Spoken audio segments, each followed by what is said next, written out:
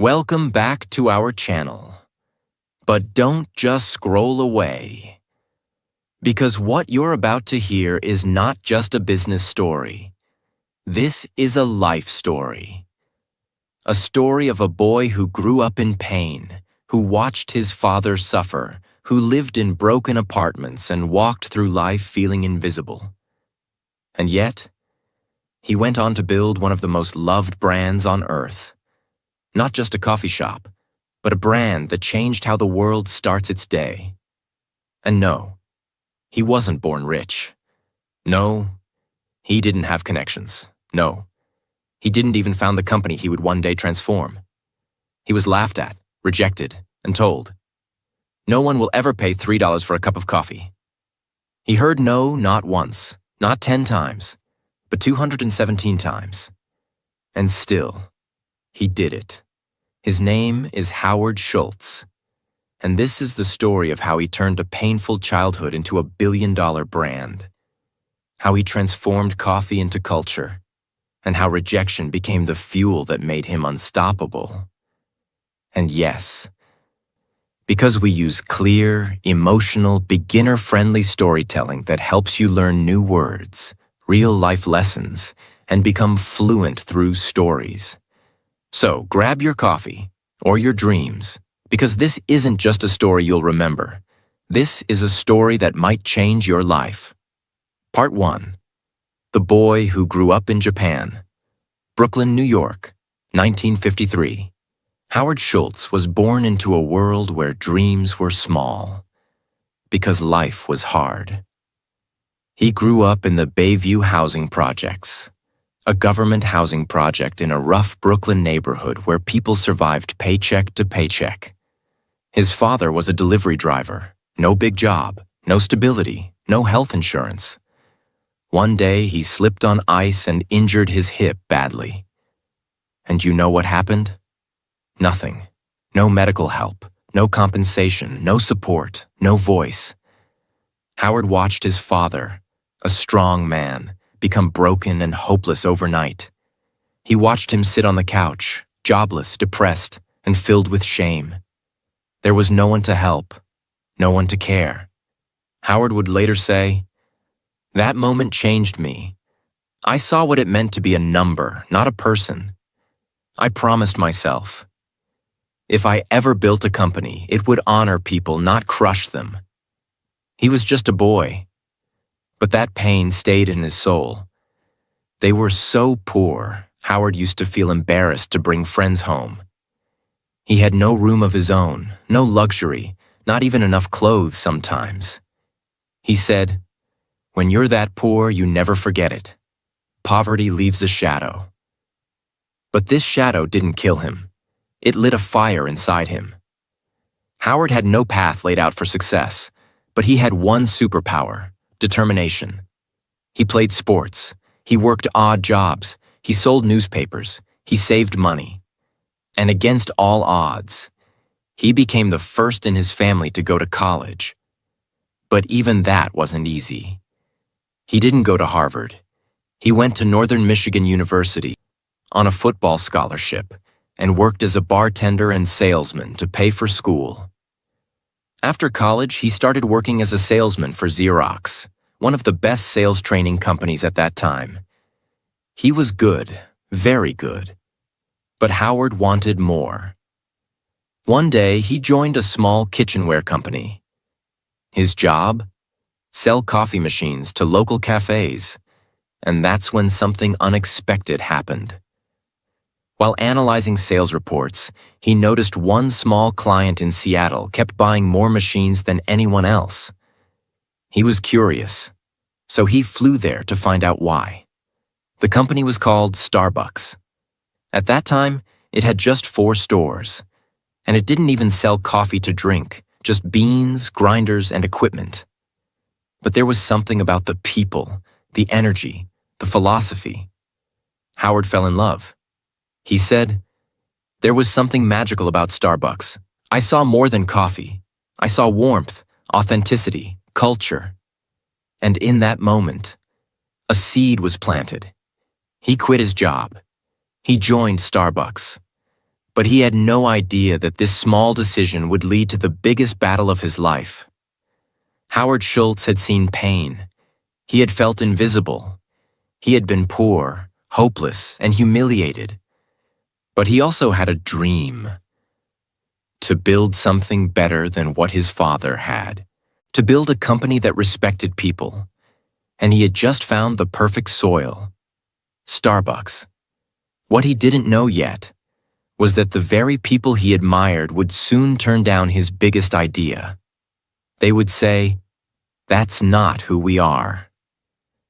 But Howard Schultz was no ordinary man. He didn't just sell coffee.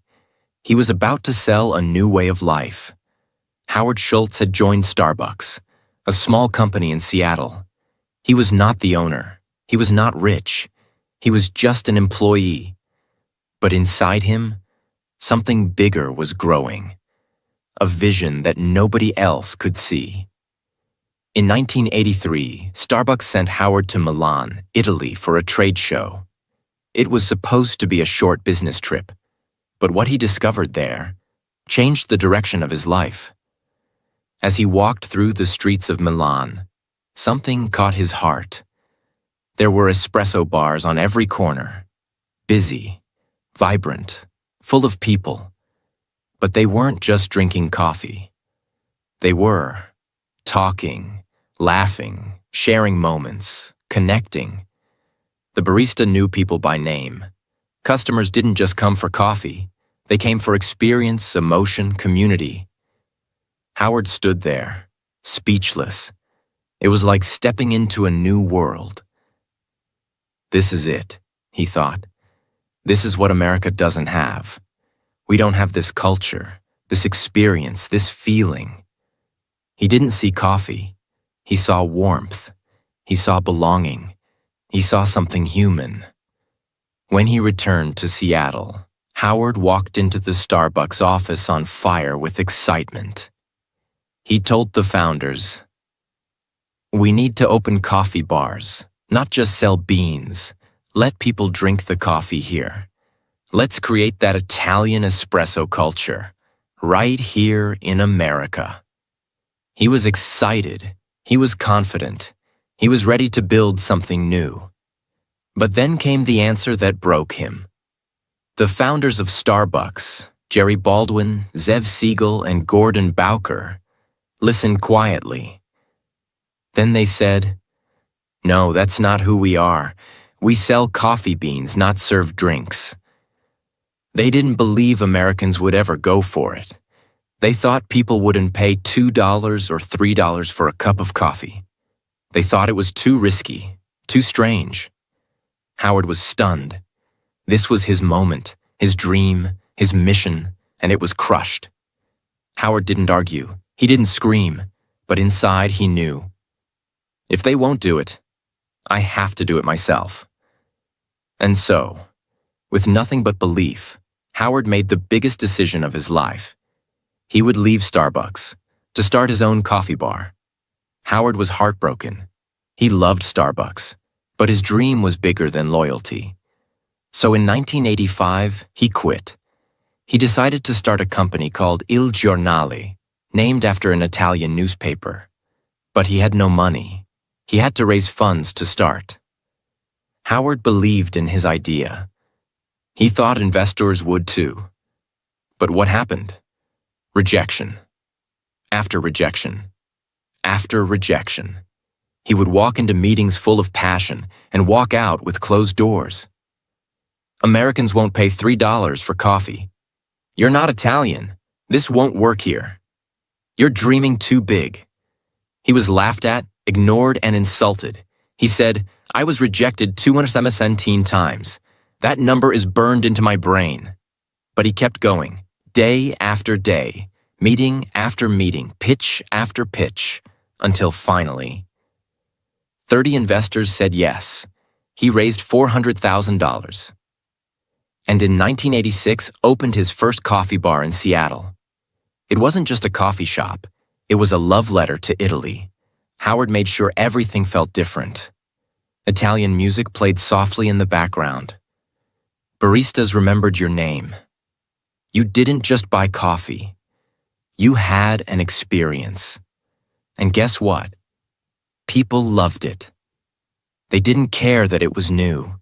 They didn't care about the price. They came for the feeling. Il Giornale became an instant hit. Howard proved them wrong. While Il Giornale was booming, something unexpected happened. The founders of Starbucks, the very people who said no, decided to sell the company. They were moving on. Starbucks was too small for them now. Howard saw a chance, a big one, a dangerous one. A dream that had once been denied to him was now up for sale. But there was a problem. In 1987, Howard found out the price. To buy Starbucks, he needed $3.8 million. That's about $10 million today. And Howard didn't have that kind of money. He was still small, still building. But this wasn't just a business move for him. This was personal. This was his dream. So once again, he went back into battle. He talked to every investor he could find. He begged, he pitched, he cried. He told them, "This is not just a coffee company. This is my life's purpose." Finally, after weeks of effort, he raised the money. And in August 1987, at age 34, Howard Schultz bought Starbucks for $3.8 million. And he didn't just buy the company. He bought back his vision. Part 2. The coffee that became a culture. It was 1987. Howard had just bought Starbucks, but what did he actually buy? It wasn't a global brand. It wasn't profitable. It wasn't even a proper cafe. All it had was 6 stores, a small roasting plant, a confused brand identity, and a few dozen employees. The company did not serve coffee to drink. It only sold coffee beans, machines, and accessories. There were no lattes, no cappuccinos, no frappuccinos, and no music. Nothing you recognize today existed yet. Howard had a mountain to climb. Howard didn't just want to own Starbucks, he wanted to reinvent it. His mission was clear. Starbucks will not just sell coffee, it will sell an experience, a feeling, a third place between work and home. So he got to work.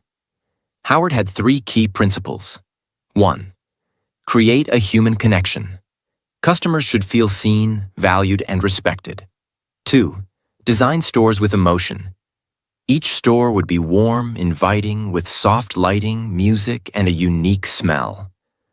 3. Make every cup feel personal. The baristas would remember names, smile, and make you feel like family. He didn't want to sell fast coffee. He wanted to build ritual, emotion, and community, just like he saw in Italy. Howard focused on tiny things that other businesses ignored. The smell inside the store. Never let food overpower the smell of coffee. The music. Every Starbucks had curated playlists to match the mood. The seating. Cozy, not cramped. The counters, designed so baristas and customers could talk comfortably. The lighting, always soft, never harsh. The names on cups, to make every customer feel special. And most importantly, the person behind the counter is not just making coffee. They are creating warmth. Howard believed the employees were the heart of the brand. He didn't call them staff or workers. He called them partners. Even part-time baristas were given healthcare benefits, stock options, training not just for skill, but for soul. This was revolutionary in America, especially for a coffee shop. Howard said, "If we treat our people well, they will treat our customers well, and everything will take care of itself." He made sure baristas looked customers in the eye, smiled, asked how your day was, remembered regulars. In Starbucks, you were not a number. You were a name, a person, a story. In 1987, after Howard took over, Starbucks had just 6 stores. No national presence, a huge vision but very little profit. Over the next 5 years, he grew Starbucks to 165 stores across cities like Chicago, Vancouver, and New York. But this growth wasn't random. Every location was carefully picked. Every store was designed to create community, not just sell coffee. Howard refused to franchise the stores. Why? Because he wanted to protect the experience. He said, "I want to control the quality, the emotion, the feeling. That can't be outsourced." Before Starbucks, most Americans had never heard of espresso, latte, cappuccino, macchiato, frappuccino. Howard made these words part of everyday life. He trained his staff and customers to learn them, patiently and respectfully. And slowly, the culture changed. People didn't just say coffee, they said, "Can I get a tall vanilla latte with soy milk?" Starbucks didn't just sell drinks. It educated, uplifted, and reshaped how people thought about their daily routine. Howard knew the power of branding. He didn't want just a good cup of coffee. He wanted customers to feel proud holding a Starbucks cup. So they invested heavily in clean, minimalist logo design, high-quality cup materials, consistent green and white branding, a sense of premium experience. Very soon, holding a Starbucks cup became a statement. "I'm successful. I have taste. I take care of myself. This is my time." Howard realized something deep. People aren't just buying coffee. They're buying a moment of peace, a sense of belonging, a way to feel seen. And that's exactly what he gave them. For a few dollars, 3, 4, 5, people didn't just get a drink. They got a cozy seat, calm music, friendly conversation, a small break from the chaos of life. And that was priceless. By the early 1990s, Starbucks had expanded to several major U.S. cities. It was earning millions in revenue. Customer loyalty was extremely high. The brand was now seen as modern, classy, and cool. People went to Starbucks to read, to write, to have meetings, to fall in love, to take a break, to feel human. By the early 1990s, Starbucks was no longer just a Seattle brand. It had become a national sensation. The coffee shop was a cultural icon, a lifestyle statement, a business case study, and a morning ritual for millions. But Howard was not satisfied. He wasn't thinking about 100 stores. He was thinking 10,000. He wanted to take Starbucks to Europe, Asia, every airport, every corner of every city. And to do that, he needed serious capital. In 1992, Starbucks went public on the NASDAQ stock exchange. Ticker symbol, SBX. Stock price, $17 per share. Initial valuation, around $250 million. Howard Schultz, once rejected 217 times, now had built a company that Wall Street wanted to own. The IPO was a massive success. Starbucks stock skyrocketed in the first year. With fresh funding, Howard had the fuel he needed to expand faster than ever before. While Starbucks was expanding, something unexpected happened. In 1994, in Santa Monica, California, a small group of Starbucks baristas noticed something. Customers were asking for cold blended coffee drinks. At the time, Starbucks had no cold coffee menu. But these baristas didn't wait for approval. They experimented. They blended espresso with ice, milk, chocolate, whipped cream, and created something new. When Howard found out, he didn't punish them. He didn't say, "That's not in the manual." Instead, he tasted the drink and smiled. "This is brilliant," he said. "We're launching it nationwide." In 1995, Starbucks officially launched the Frappuccino. It became an instant sensation, especially with younger customers. In its first full year, Frappuccino generated over $50 million in revenue. It wasn't part of the original plan, but it became one of Starbucks' most successful products of all time. With momentum building in the U.S., Howard now looked beyond American borders.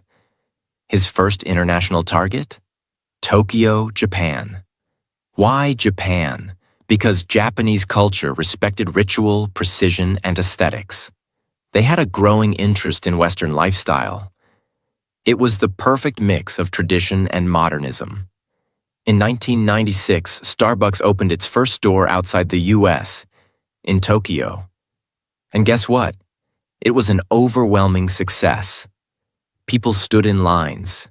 It became a fashion statement, and it set the tone for future global expansion.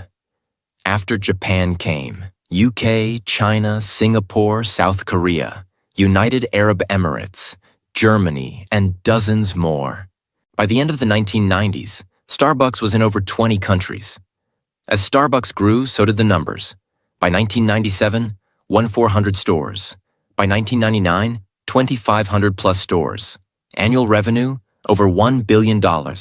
Howard's net worth, over $100 million. But along with success came new challenges. When you grow from one store to 2,500 in a few years, quality control becomes a nightmare. Some problems started to appear. Inconsistency. Some stores felt warm and personal. Others felt cold and robotic. Overcrowding. Stores became too busy. People complained about long lines and noise. Overstandardization. The same colors, music, and design began to feel too corporate. Howard felt uneasy. I didn't want to build McDonald's. I wanted to build something meaningful. But now Wall Street was involved. Shareholders wanted faster growth, more stores, higher profits. Howard was now in a tug of war, between vision and velocity, between purpose and pressure, between soul and scale. At this point, Howard Schultz was not just a CEO. He was managing thousands of employees, overseeing global expansion, dealing with investors, protecting company culture. He was exhausted. In 2000, after building Starbucks for nearly 20 years, Howard made a shocking announcement. He was stepping down as CEO. Howard said, "I've taken the company as far as I can. Now it's time for someone else to take it higher." He stayed as chairman, but gave day-to-day leadership to Orrin Smith and later Jim Donald. The new leaders focused more on growth, stock prices, and systems. And at first, it worked. Stores kept opening. Profits kept growing. Stock prices kept rising. But something else was growing too. Disconnection. Howard would later say, "I walked into some stores, and I didn't recognize them. They were clean, busy, profitable, but something was missing." The soul of Starbucks, that warm, personal feeling, was fading. By 2007, cracks turned into shocks. The global financial crisis hit. Consumers were spending less. Critics began saying, "Why pay $4 for coffee in a recession?" Starbucks started closing stores, cutting jobs, facing public criticism. Its stock price dropped from $40 to $8, an 80% crash. And suddenly the company that once felt invincible looked like it might fall apart. Howard watched from the sidelines, helpless, frustrated, and heartbroken. But he wasn't done yet. Part 3. The Comeback of a Broken Dream. It's 2008. Starbucks is in trouble. The global economy is falling apart. The world is entering a financial crisis. People are losing their jobs. Families are cutting their spending. And suddenly, $4 coffee no longer feels like a small treat. It feels like a luxury they can't afford. Sales drop. Customer visits fall. Store traffic slows. Starbucks, once a symbol of modern culture, is now seen as overpriced, overrated, overexpanded. And the numbers are brutal. In 1 year, the stock falls from $40 to under $8. The company loses over $6 billion in value. Store closures begin. Hundreds of locations shut down. Thousands of employees are laid off. Morale collapses inside the company. The magic is gone. And behind the scenes, one man is watching. Heartbroken. Howard Schultz is no longer CEO. He stepped down in 2000. But he remained chairman, watching from a distance. He visits stores and feels a sharp pain in his chest. "This is not what I built," he whispers. He sees dirty floors, distracted baristas, empty chairs, customers who feel rushed and invisible. Everything he stood for, connection, experience, emotion, is fading fast. And then, one day, the board of directors comes to him and says, "Howard, we need you back." It's January 2008. Howard Schultz, now 54 years old, steps back in as CEO of Starbucks. But this time, it's different. He's not coming back to lead a celebration. He's coming back to save a dying dream. And he knows the truth. This will be the hardest fight of his life. The world is in crisis. The media doubts him. The company is collapsing. And worse, the culture is broken. But Howard doesn't hide. He steps in with fire in his eyes and says to his team, "We are not in the coffee business serving people. We are in the people business serving coffee. And we've forgotten that." Howard begins with radical decisions. 1. Closes 900 stores. Yes, 900 stores across the US and abroad are shut down. Not because they didn't make money, but because they didn't reflect the brand's soul. 2. Fires thousands of employees. It breaks his heart, but he knows. If we don't cut now, we may not survive. 3. Halts all new store openings. Growth is paused. Focus returns to quality. 4. Cuts his own salary. He reduces his annual salary to $1 to send a message. "This is not about me. This is about saving us." 5. Retrains every single barista. Howard shuts down all 7,000 stores in the US for one day. It costs millions of dollars in lost revenue. But to him, it's worth it. That day, every Starbucks partner goes through espresso retraining. Howard says, "We're not just fixing technique. We're bringing back pride." Howard focuses on restoring the magic. Better espresso machines for consistency and flavor.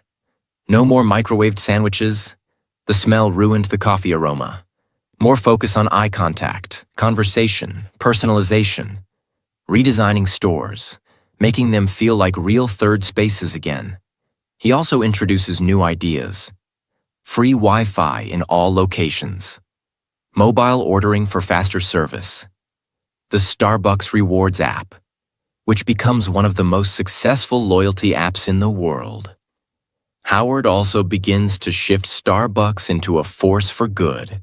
He increases investment in fair trade coffee, supporting small farmers in Latin America and Africa, ethical sourcing, ensuring farmers are paid fairly, sustainability, reducing waste, promoting recycling, diversity and inclusion, hiring more veterans, minorities, and refugees. He says, "Success is empty if you're not lifting others with you." And Starbucks becomes more than a coffee company again. It becomes a brand that stands for something bigger. By 2010, the world sees something incredible. Starbucks rises again. Here are the results.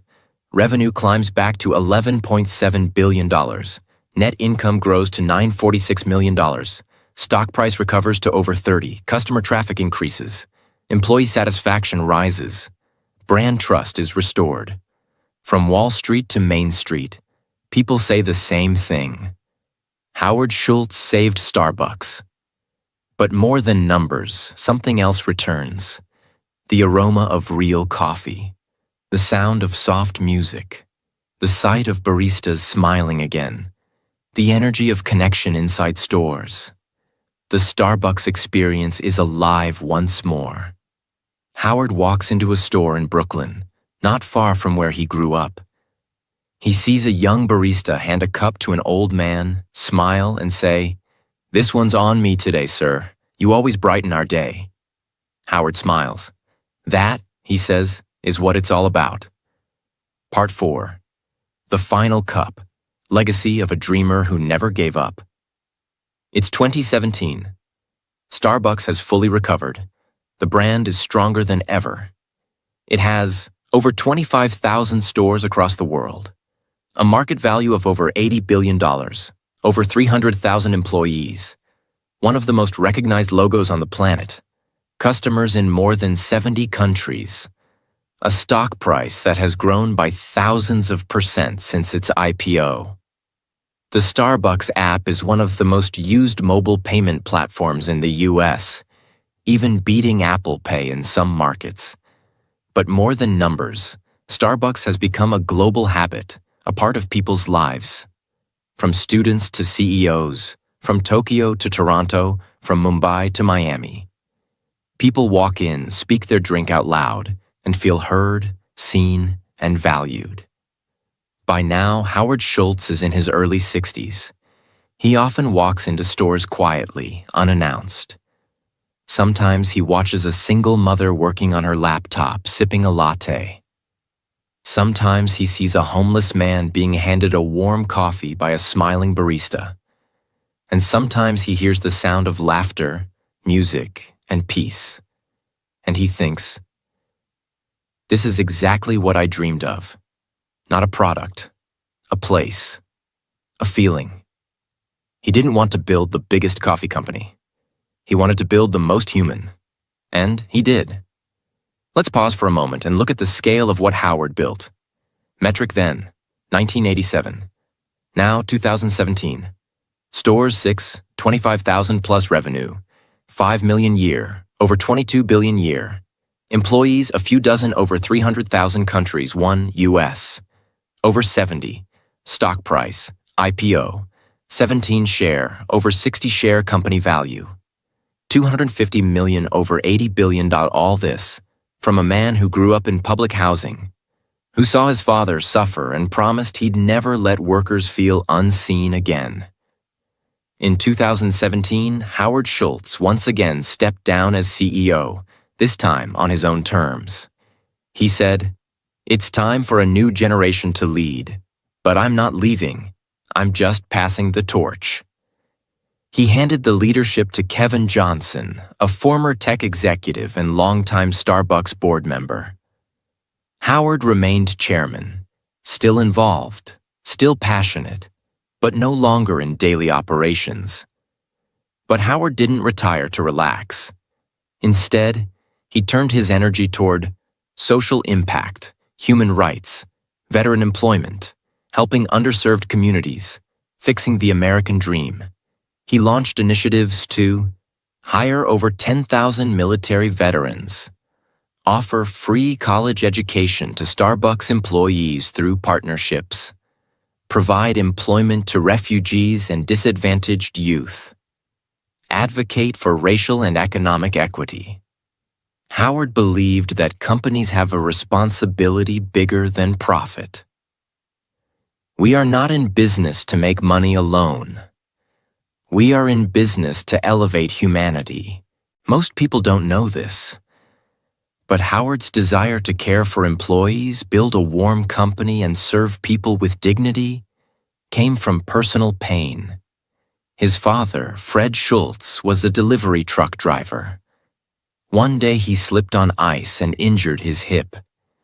He was fired. No compensation, no support, no respect. Howard was only 7 years old at the time. He never forgot how his father sat at home, broken, both in body and in spirit. I saw what happens when workers are invisible. Starbucks became the answer to that pain. So he built a company where even a part-time barista got healthcare, stock options, education, and dignity. In 2019, Howard announced he was exploring a run for President of the United States. Why? Because he believed that leadership meant service, not power. He wanted to bring the same human-first philosophy he used at Starbucks into the political world. Although he eventually dropped the idea, the message was clear. I was a poor kid from the projects. I built something that touched the world. So why not use that experience to heal even bigger things? Today, Howard Schultz is retired from Starbucks, but the culture he built still lives in. Every smiling barista, every warm cup of coffee, every customer who sits and feels at peace, every employee who is called a partner, not a worker, every morning ritual that begins with a name written on a cup. He turned coffee into connection. He turned a commodity into a community. And he showed the world that you can build a billion-dollar company without losing your soul. What you can learn from Howard Schultz. 1. Your past does not define your future. A poor boy from the projects can build a global brand. 2. Rejection is not the end. It's the beginning. Howard was rejected 217 times before someone believed in him. 3. Lead with your heart, not just your head. Profit is important, but people are everything. 4. Your business is your legacy. Every decision you make leaves a mark on someone's life. 5. Success means nothing if your people feel invisible.